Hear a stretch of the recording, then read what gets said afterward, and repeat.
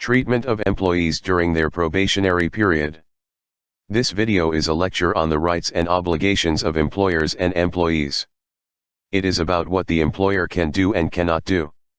Similarly, it is also about how the employee can expect to be treated.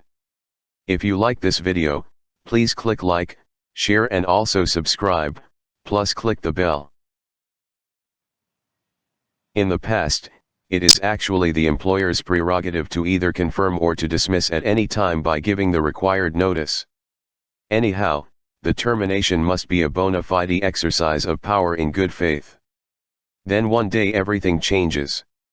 The Court of Appeal, Ray I. Wayne Civil No. W04-122-1995, had decided in the case Kalia Binti Arbas vs. Persaker Capital Corporation Send Irian Berhad that an employee under probation enjoys the same rights as a permanent employee and that his service could not be terminated without just cause or excuse. The termination must be bona fide and in good faith. Thus, if an employee is to be found not suitable on the expiry of the probationary period and dismissed, the probationer must have been given ample warnings earlier, either written or verbal. In any case, the employer must prove that he had properly guided or advised the probationer before dismissal. Sacking of an employee under probation before the end of the probationary period can only be justified if the probationer had committed a major misconduct justifying immediate dismissal.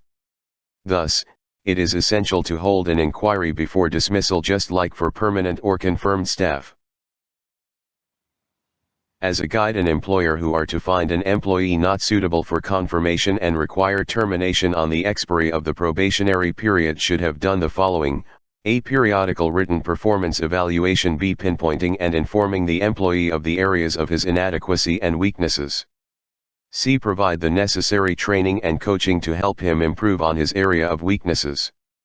D. Regular counseling and to issue warning letters on the possibility of non-confirmation if there are no improvement. E.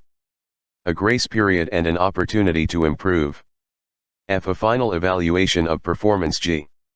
Finally, a dismissal as a final step where the employer is not satisfied with the performance.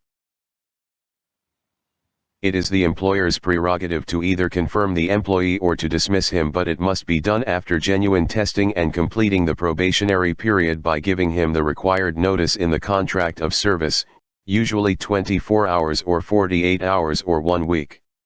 The employer should allow the probationary period to run out first before the employee under probation could be terminated, so that the employer could prove that he is genuinely testing the employee before coming to a decision.